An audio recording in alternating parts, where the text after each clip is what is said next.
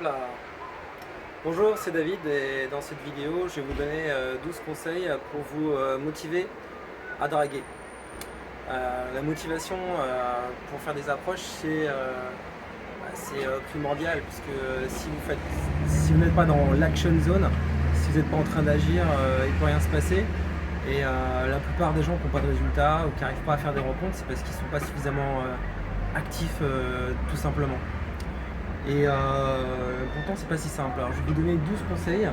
La première chose à faire pour vous motiver, et pour passer à l'action, c'est de ne pas avoir peur de faire des erreurs.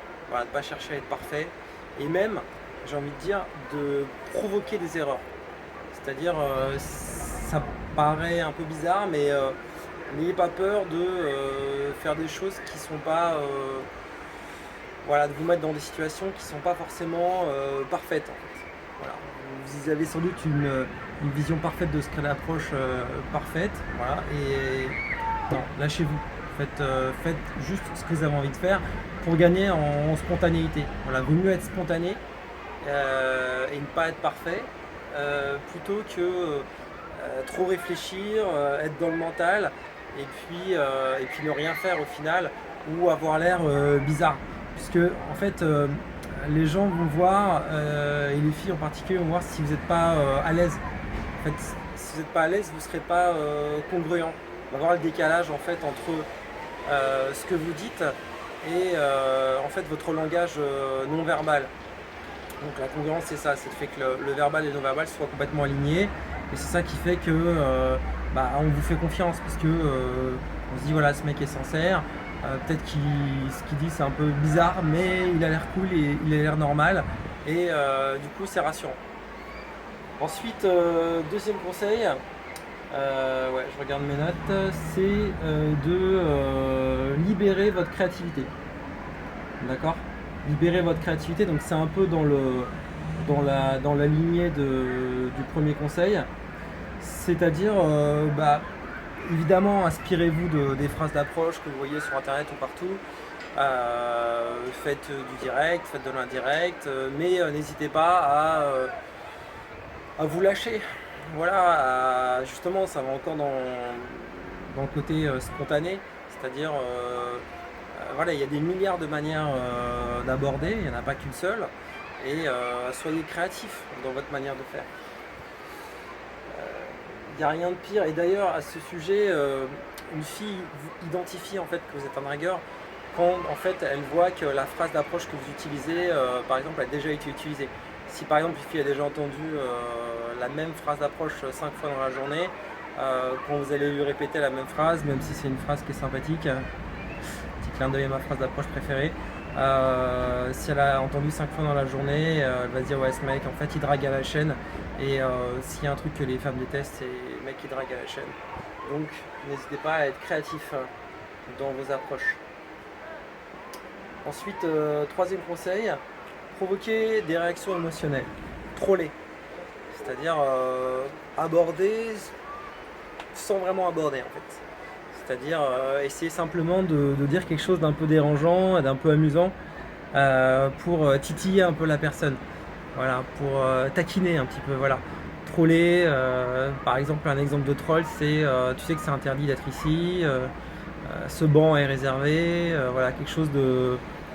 c'est du troll en fait, on dérange juste pour le plaisir de déranger, sans chercher le résultat. Ne cherchez pas forcément, quand vous draguez, à prendre des numéros de téléphone tout de suite. Cherchez surtout à établir une interaction. Et puis à tester, c'est une manière aussi de tester les réactions sans forcément à vouloir à tout prix avoir un résultat, parce que si vous n'avez pas de résultat au début, vous allez vous mettre trop la pression, et si vous mettez trop la pression, vous n'allez pas être actif, vous allez être plutôt inactif, vous allez trop envisager ce qui pourrait pas bien se passer, du coup vous n'allez rien faire. Ensuite, quatrième conseil, pratiquer des activités qui vous mettent dans le flow, qui vous mettent dans le moment présent en fait. Le flow, par exemple quand vous faites du sport, quand vous jouez de la musique, ou vous pensez uniquement au moment présent. Vous ne pensez pas à ce que vous avez fait avant, ce que vous allez faire après. Vous êtes complètement immergé dans le moment présent. Et ça, pour la drague, c'est important justement de sortir du mental et d'être vraiment dans le présent, et de s'habituer à être dans le présent, pas réfléchir, pas essayer de se mettre dans la tête de la fille, de qu'est-ce qu'elle pourrait penser de vous, qu'est-ce qu'elle pourrait répondre, comment, c'est-à-dire justement l'inverse de tout ce qui va être complètement programmé. C'est soyez dans l'instant présent au maximum, essayez de pratiquer des activités qui vous mettent dans le flow. Il y a un livre qui s'appelle Le Flow, qui est très connu et que je vous invite à lire, qui est très intéressant. Et il y a aussi la notion de zone en fait. La zone, c'est quand vous êtes très compétent dans un domaine, vous êtes dans ce qu'on appelle la zone. C'est un moment où vous êtes dans l'excellence totale. 5e conseil, repérez les invitations d'approche avant d'aborder. Alors, si vous avez peur d'aborder, si vous avez du mal à vous motiver, parce que vous avez peur du rejet, quoi. Vous avez peur que la fille vous dise non, vous avez peur d'être un dragueur lourd, vous avez été culpabilisé par les féministes qui vous disent que c'est mal d'aborder, que c'est du harcèlement, etc. Et vous voulez pas être cette personne-là, et je comprends. Donc vous avez une pression énorme en fait. Et bien à ce moment-là, moi ce que je vous conseille, et c'est ce que je faisais au début quand j'étais vraiment très stressé par le fait de draguer et d'aborder, j'abordais uniquement quand il y avait en fait un indicateur d'intérêt, un regard, un petit sourire, notamment le regard par exemple.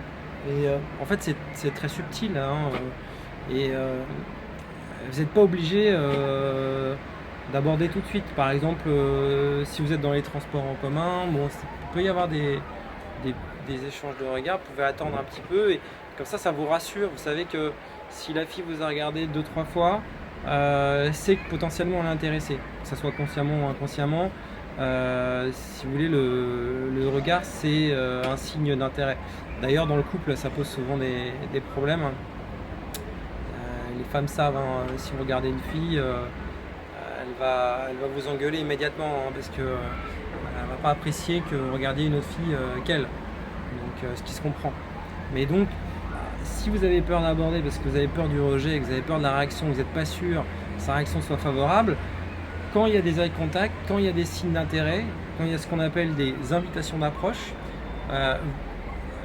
c'est plus facile d'aborder uniquement dans ces cas-là, par exemple. Ne faites pas d'approche à froid, c'est-à-dire une approche à froid, c'est une approche où vous avez eu aucune invitation d'approche avant d'aborder. Aucun sourire, aucun regard, aucun échange non verbal. Bien sûr, le fait d'aborder uniquement sur invitation d'approche va limiter le nombre d'approches que vous allez faire.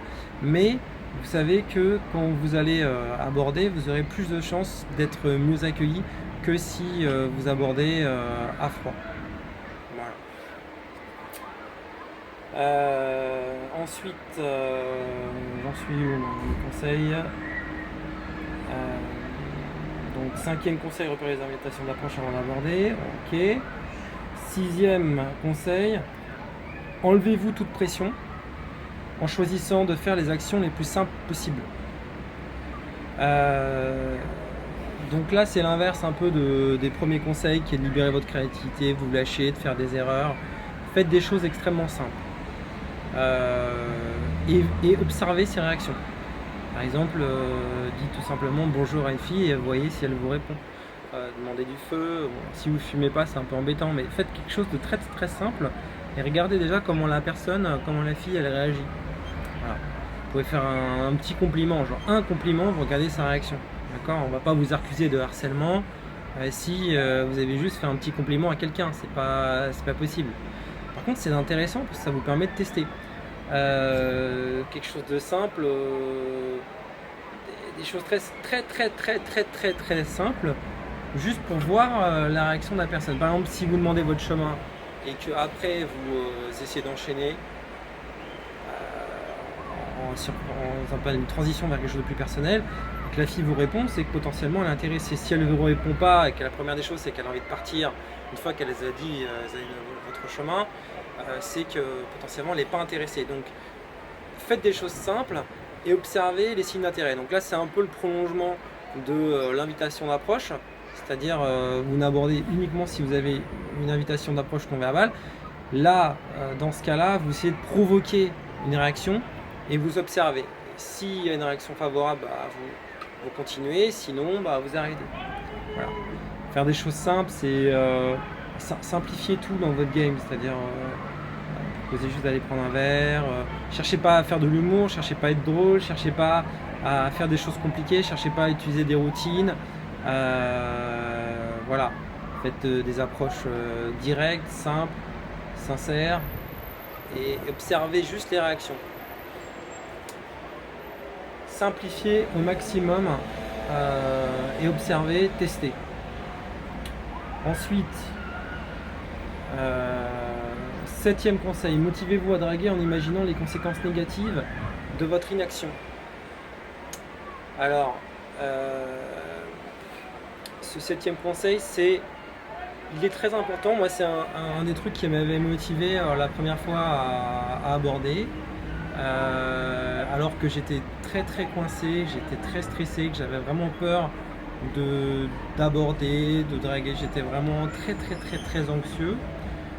C'est imaginer ce qui va se passer, ce qui pourrait se passer si vous agissez, et imaginez ce qui pourrait se passer si vous n'agissez pas. Il n'y a que 2 cas en fait, d'accord, si vous réfléchissiez bien. Vous avez une fille qui vous plaît, vous êtes seul, vous êtes célibataire, vous n'avez personne dans votre vie.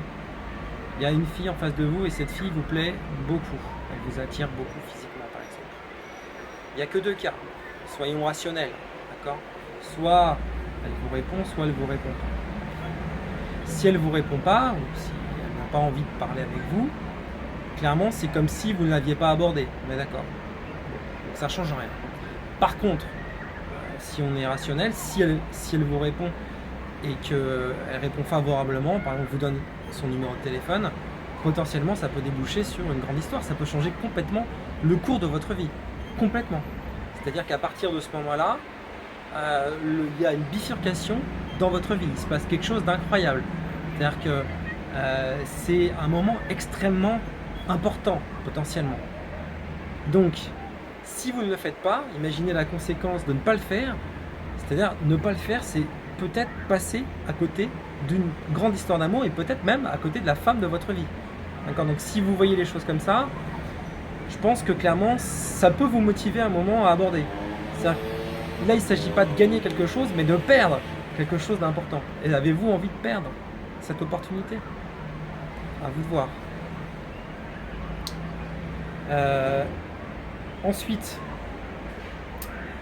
j'en suis où ? Je regarde mes notes. 8e conseil, arrêtez de réfléchir en étant rationnel et pragmatique. Alors c'est l'inverse de la spontanéité, de la créativité, de l'improvisation, du lâcher prise. Là, le but, c'est... Alors on sait que ce qui bloque, c'est le fait d'être trop dans le mental, d'accord ? On est d'accord là-dessus. Donc là, l'idée, c'est l'inverse de se lâcher. C'est au contraire avoir une méthode très précise d'approche qui fait que vous vous reposez entièrement là-dessus. Elle est pas, peu importe qu'elle soit parfaite ou non, vous faites des étapes. Voilà. Vous savez que vous allez aborder de telle manière. Clac, clac, étape 1, étape 2, étape 3, pré-approche, observation, phrase d'approche. Vous savez exactement quelle phrase d'approche vous allez dire. Vous préparez à l'avance vos réponses en fonction de ces réactions. Vous écrivez votre plan en fait. Qu'est-ce qui se passe si elle dit oui? Qu'est-ce qui se passe si elle dit non? Comment est-ce que vous essayez de rebondir sur un rejet? Par exemple, comment est-ce que vous essayez de réagir si elle vous dit non? C'est pas parce que d'ailleurs elle vous dit non que c'est forcément fini. Hein. Vous pouvez très bien, par exemple, si vous demandez est-ce que vous allez prendre un verre maintenant, la fille peut très bien dire non, mais ça veut pas dire que c'est non. Ça veut dire c'est non maintenant. Ça veut pas dire non plus tard, par exemple. Donc, vous pouvez rebondir et avoir le numéro de téléphone, mais ça, faut le programmer, il faut l'écrire à l'avance.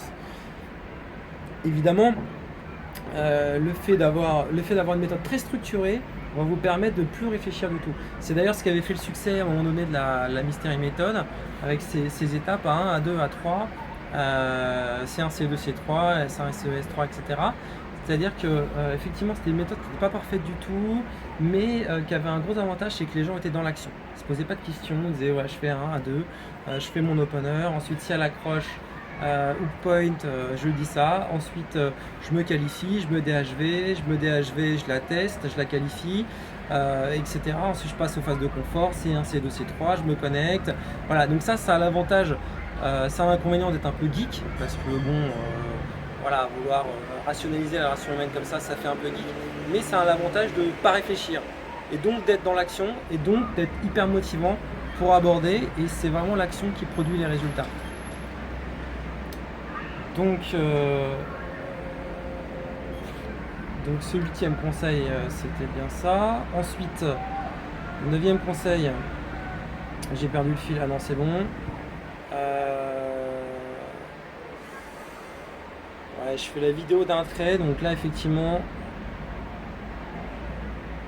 je reprends mes notes. En fait c'est l'article, hein. J'ai écrit cet article il n'y a pas très longtemps. Je me suis dit ça serait sympa d'en faire une vidéo. Donc vous pouvez consulter cet article sur mon blog, sur mon site steinbrand.com. Donc c'était le 7e point. 8e point. D'accord. 9e point, trouvez-vous des copilotes pour vos sorties. Donc trouvez-vous des wings. D'accord. C'est plus facile au début, ou même pas forcément qu'au début, mais de se motiver en ayant des potes pour draguer, pour sortir, pour faire des approches. Ça permet de se motiver, de se stimuler, de se challenger. Donc c'est bien d'avoir un copilote ou un wing. Et je vous invite d'ailleurs à regarder les règles du wing sur mon site, parce que c'est extrêmement important d'avoir des règles quand vous sortez pour faire des rencontres avec un pote. Vous pouvez trouver des wings. Vous n'avez pas besoin que le mec soit un player, hein, que ce soit un wing. Vous pouvez trouver un ami et puis voilà, expliquer les règles du wing, sortir avec. Et puis voilà, n'importe qui peut devenir votre wing. Il n'y a pas besoin d'aller sur des forums de drague, chercher des wings en particulier. Mon premier wing, c'était un pote, et puis voilà, on s'est fixé des règles entre nous quand on sortait, et c'est devenu mon wing. Ok, donc vous ne mettez pas de limite par rapport à ça. Si vous êtes seul, vous n'avez pas de pote pour l'instant pour sortir, sortez dans un bar, repérez les mecs qui draguent un peu, et essayez de vous en faire un pote de sortie, tout simplement. 10e conseil, visualisez-vous en train de réussir. La visualisation, on le sait, c'est quelque chose de très puissant. Les grands sportifs l'utilisent pour obtenir des bonnes performances. Et dans tous les domaines, c'est important de vous visualiser en train de réussir. Donc, s'il y a une fille qui vous plaît, au lieu de visualiser pas le mur, c'est comme dans la course automobile, si vous visualisez le mur, vous avez plus de chances de taper le mur que de bien prendre un virage. Donc regardez dans la direction où vous voulez aller et visualisez-vous en train de réussir. Le 12e point est 11e point, pardon, cultivez votre confiance en vous.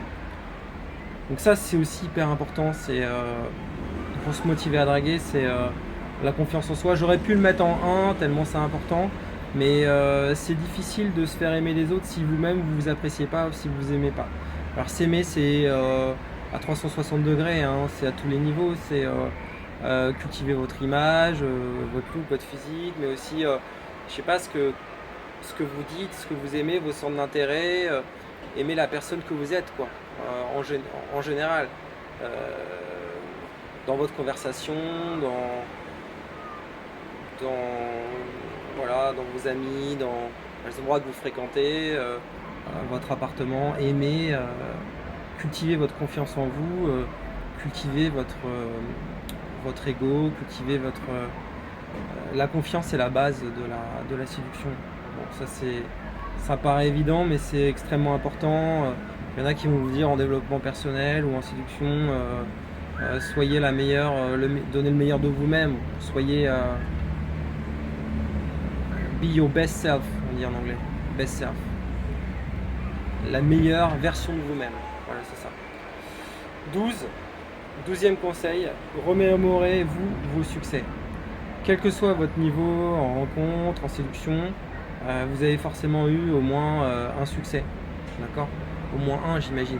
Si vous n'en avez pas eu du tout, c'est un peu compliqué. Mais si vous avez à partir de 1, ce succès, c'est la base de votre confiance en vous. Et c'est grâce à ça, c'est en vous remémorant ce succès, vous allez pouvoir avoir d'autres succès. essayez de réfléchir à l'état d'esprit dans lequel vous étiez quand vous avez réussi cette rencontre, par exemple, quand vous avez réussi à aborder, comment ça s'est passé avant, comment ça s'est passé après. Remettez-vous dans cet état mental de succès. Et je veux dire, par exemple, les grands sportifs, c'est ce qu'ils font. Dès qu'ils gagnent quelque chose, ils mettent leur trophée, et puis le fait de se remémorer la réussite permet d'attirer à vous encore plus de réussite. Donc, pensez à ce que vous avez réussi, remémorez-vous en permanence ce que vous avez réussi, ça va vous aider à réussir de nouvelles choses.